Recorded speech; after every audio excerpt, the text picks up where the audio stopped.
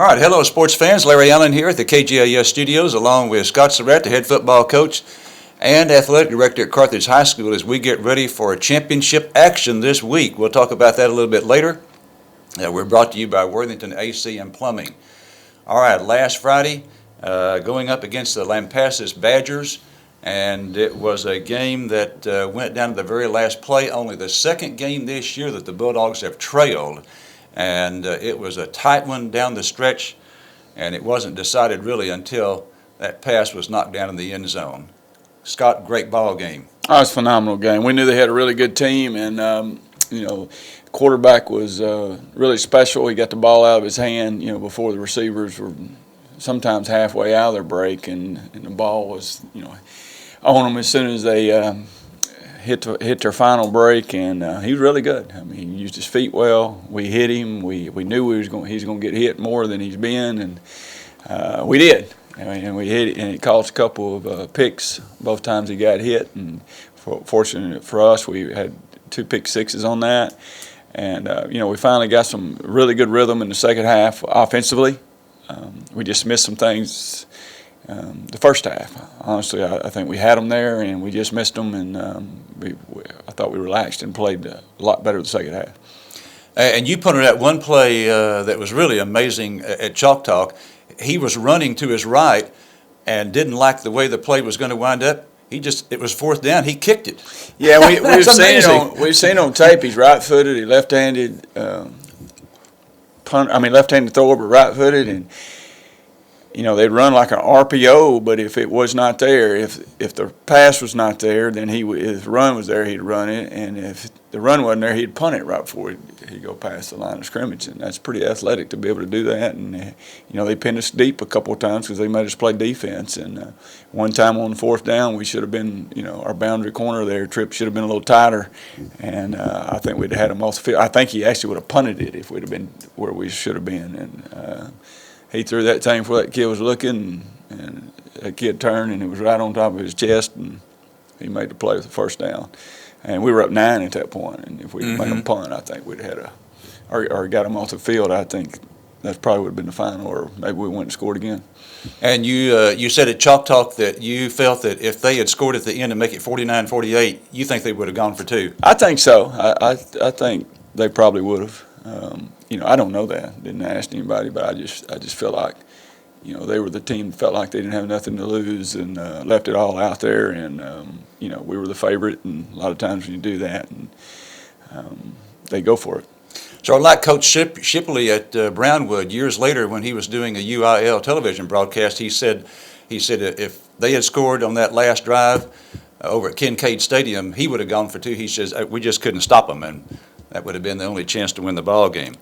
All right, before we get to the championship game, I want to ask you about something that reading about quite a bit on social media, and that is our scheduling for next year. You've had, let's see, we are now 55-1 in our last 56 ball games, and tough to find games. Who you been talking to this year about next year? Pretty much everybody. We're going to open up with Marshall. And after that, we don't have any games. So, it's tough to find a schedule right now, and it's tougher. It'll be tougher this year than it ever has been. But we'd rather it be tough than everybody calling you, I guess. But I think we'll have Gilmer and Pleasant Grove. We'll have openings, but we're waiting to see if we're in the district with them. Or maybe a first-round opponent and something like that. So you never know on how that's going to go. But no, we didn't have many takers, but we're not going to worry about that till after Christmas. But if Gilmer and Pleasant Grove were in a different region, you might think about playing them. Yeah, I hope so. I hope everything matches up there that we can play those guys. I know they're looking for games, and so I know Pleasant Grove's looking for 3, I believe. And we're looking probably for 5. Okay. If we go south, I feel like we'll be in a 5-team league, and then we have one. We'll be looking for 5, I think. So. All right, something that we may play 7 games or something next year. Okay. Okay. After long seasons, we may need a break. Incidentally, that reminds me, in 5 years, okay, this will make 78 games for the Bulldogs, a total of 78. The maximum you can play in 5 years is 80, and this will be game number 78. Well, some other folks are asking me about the time, 11 o'clock. You like that time, don't you, for a championship game? Well, we did 2 years ago. I mean, because we won, and then you get in the media room, and after the media room, got out there, and Pleasant Grove and West Orange were playing, and enjoyed that game, and stayed a little bit for the Highland Park. One of the schools down there was a shootout. We stayed for half of it, and then went back to the hotel. I mean, I really liked the time since we won. And, if we'd have lost, I don't know how well I'm going to stay the game, win, lose, or draw, especially the Pleasant Grove game, and support those guys. And I mean, when we win, let me put it that way. I don't know. We do like the 11 o'clock game because the main reason because we can stay in our exact routine. Mm-hmm. We get there at 8 o'clock. All teams can arrive 3 hours before. And that's when we want to. Usually a 7:30 game, we get there at 4:30. So we'll get there about 8 o'clock. But the other teams are only going to have like 30 minutes max to get out and do their they're just off a routine. They do their pregame stuff. We will be completely on routine. The first game can do whatever. And so our itinerary matches every other itinerary we have as far as time we go out and all that kind of stuff. Other than times, I'm talking about the minutes we go out and everything. So that's what we like about it. All right. Going up against the La Vega Pirates in the last 4 years, these two teams, Carthage and La Vega, have split the 4 state championships. La Vega won it in 15. We took it in 16 and 17, and then La Vega again last year. So give us a scouting report on La Vega. All right, they're the best team we played. And that's the way it should be. I don't know if we're the best team we played, but we dang sure expected those guys to be there, even though when they got beat early by Argyle, we expected La Vega to be there. They do a great job coaching, and we were just hoping we could get there and match up with them. And they're offensively, they got a lot back from last year. They got 2 really good backs. The quarterback is a new quarterback this year, but he was a starting corner last year. It was Coach Kenny's son. They moved in there and a couple of years ago, and he's a very talented runner also. They got big. It's by far the biggest offensive line we've seen, and have a tight end. It's probably he looks 320 on tape. And and then they got about 3 wideouts that can really run. So they're a really good challenge for us. Or defensively, they don't do all the stuff that like a Lampasas does. They'll run, and then they'll throw the hitch, they'll throw the go, or throw a post, or more one-on-one stuff, because you got to get them down there, and you got to get your safeties down there and tackle, and we'll have to mix it up some. But we've got to. If they control the game running it, we're going to be in trouble. And then defensively, they're a 4-3 team, and they'll mix it up. They got some 2 really good ends. Number 97 and 98 are really good. 97, I think, is real good. And then number 10, their linebacker's a special player. I think he's committed to Kansas State. 14 is their Mike. He does a good job. 20 may be the fastest on the field. The Sam linebacker, and then their corners, they rotate 4, 9, 23 in there. They do a good job. And their safety, 16, he was their starting quarterback last year. So they're very fast and physical, and so we're going to have to execute. And we got 4 downs to do it. We'll just see if we can get it done in those 4 downs. And and the same thing. And special teams, their kicker, he kicks it in the end zone. He's really good. We may fair catch it more than we ever have, because he kicks it high. And they first play of the game last week, Springtown got it on the after the kickoff. The player tried to run it all the way to their bench, which we're not going to do, hopefully. And he got it on they tackled him on like the 4-yard line. And the very first play they fumbled, and quarterback wasn't expecting the snap, and the other guy picked it up, and they got 6 that way, and then they had a pick 6 on them when Springtown was driving they ran on the 28 going in, and on the 1st and 10, and they threw a pick 6. It was miscommunication between the quarterback and receiver, and number 20 caught it, and nobody was catching him.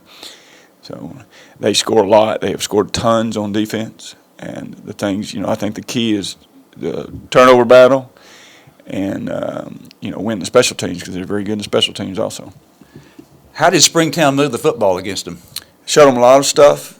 They ran it, and they have a lot of different formations. Springtown's got a really good back. He's the most valuable player in their district, I'm sure. And they're pretty good. They had a really good offensive scheme, and put them in some situations and to tackle one-on-one, and then overloaded a lot. Did a lot of flood routes and stuff on them, and then Vega busted coverage one time on the touchdown, 40-yard touchdown. So anyway, they don't do that typically, but they motioned to it and kind of got confused, and the quarterback made a really good throw to a wide open guy. All right, I want to ask you about something that the UIL instituted last year, and of course we weren't in the championship game, so we didn't get to experience. You didn't get to experience instant replay. There's no coaches' challenges.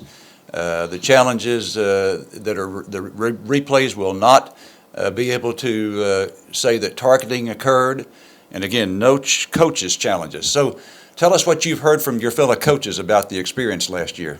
Well, it just, as long as they get it right, you just hope it's fast. You don't want to disrupt the game, but you do want to get the calls right, especially ones around the goal line or turnovers and things like that. That's mainly reviewable. If a kid picks a ball, or if we'd had it a few years ago, I guess against Kilgore, it had definitely been overturned on the 4th and 5 right before half, and then they went down and got a field goal. And when Keldrian Strong caught the ball from Blake Bogenschutz, it was definitely a catch, and they'd overturned that. So you just want to get it right, whether it goes against you or for you. You're hoping everything goes for you, obviously, but if they get it right and it's quick, I think it's good. Now last year they took a long time on a lot of things, but that was the first year. I think it'll be a little quicker this year, and there was a lot of reviews, especially in Pleasant Grove Corero game. Tons of reviews, but all around the goal line mainly. All the reviews are started up in the replay booth. In other words, the officials on the field can't call for one, can they? I don't think so. No, they got to see it up in the replay, and then they'll buzz them or whatever, and that's how that works. Now, this is the week, of course, where you and the other coach, the Vega coach, y'all don't decide who's coming to officiate the ball game. Do you know where this crew's coming from? Well, we actually do decide. Oh, you do decide? We do decide. On the officials, that's the only thing we do decide. We were home team. That we don't flip for that. That's determined by the UIL. Region 3 and 4 is odd years. Region 1 is home on odd years, and Region 1 and 2 is home on even years. So that's the reason. And we were home in 17, and in 16 we were visitors. But we got Bill Theodore coming out of Fort Worth. Never had him. He's rated one of their top officials, if not their top official, and so I think they'll do a good job. I've heard nothing but good things about him. He'll control the game, let you play. So. All right, and so how did you and the La Vega coach get together on that? Just a phone call? Yeah, just a phone call, and he loves the Tyler chapter. He thinks it's the best chapter in the state. But he says, I know you already got about 50 cousins in that chapter, so we're not going to use that one. He's a good dude. And and I said, well, we're not going to use Waco chapter or Syntex chapter. And we both decided that we've had some fortune in Fort Worth, and neither one of us had Bill, and he called around and I called around, and the guys he called and that he trusted said that he's really good, and the guys I called and trusted, and one of them was Coach Smith, that had him at South Lake Carroll, and I talked to his head coach, and they had him rated really high. So that's how we settled on him. All right, very good. And he's called some championship games too. It's not going to be his first. And it Okay. won't be his first this week. He's got one Wednesday, one of the 2A games. So. Oh, okay. I didn't know they ever used a crew twice in the championship games. But I'm not sure it's ever happened, but at first he said it wasn't available because he was already officiating one game, and I said, when is it? And he said, well, it's Wednesday. And I said, 2 days off. And I said, can they not get some ice and roll, you know, and if that's your best crew? And he said, yeah, he can do it if y'all want him. So that's who we decided on. All right, very good. Bulldogs win, and I tell you what, you're an elite company. You're already an elite company, Scott, but if you win, Carthage will join Aledo as the only 11-man football program in the state to have 7 championships in a 12-year span. Carthage and Aledo, that's really, that's elite area right there. Well, tell us about the practices this week and the attitude of the team. Are we ready to roll? We're ready to roll. Everybody, it's nervous energy, and that's good. And we're going to be nervous. We were nervous the other night. If you're not nervous, you're not ready to play at this point in the year. But the nerves settle down quickly, and then you get into the game, and then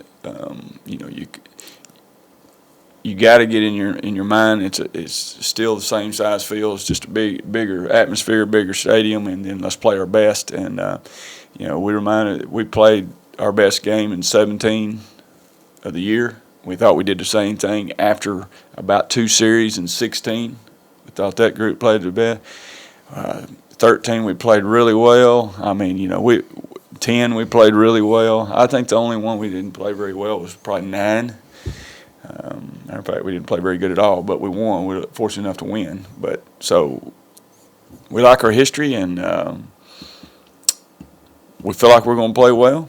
And if we like the keys of the game, special teams, win a turnover battle, we like our chances. And if we lose those, then it's going to be a war. And hopefully we don't care we didn't care the other night. We don't care the week before.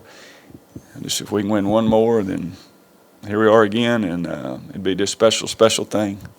And we're just excited to be playing in it, but we're not satisfied. All right, one final question. After looking at the Vega tape, you think the game's going to wind up in the 20s or the 40s? No, I don't know about that. I don't know about predictions. You better be confident. So I'm laying on the Dogs by 1. How about that? Whether it's 2-0 or 21-20, I don't care. 50-49, it doesn't matter. But no, I don't know. You never know. The other night, nobody would dream that they would have put 42 points on our defense, but they did. And so that's just the way the game is, and that's what we talked about. Sometimes we struggle offensively, sometimes we struggle defense, sometimes we struggle both sides of the ball, but it does not matter at this point in time as long as you got more points than they do, obviously. And I know I'm not saying stuff it's like Einsteinish here or whatever, but we're just excited. We're excited to be there again. We're excited to get to go to that tunnel. And I've told them again, it's a season is a marathon. We're all tired. We're going off. We're going off our energy and right now, and but a season's a marathon. But now we can see the end. Now it turns into a sprint. And we can see the light at the end of the tunnel, and the tunnel's at AT&T, and we've got to get through that tunnel and play well. And that's the plan. All right. Your family coming? Absolutely. They'll all be there. Stacy? I think so. All right. He told me he thought so. He's got a Christmas party that he gets a pretty good gift every year. He cannot miss. So, yeah, like a big one. He's one of those. Anyway, he never stepped foot in college and makes more money than any of us. So he's one of those lucky guys, I guess.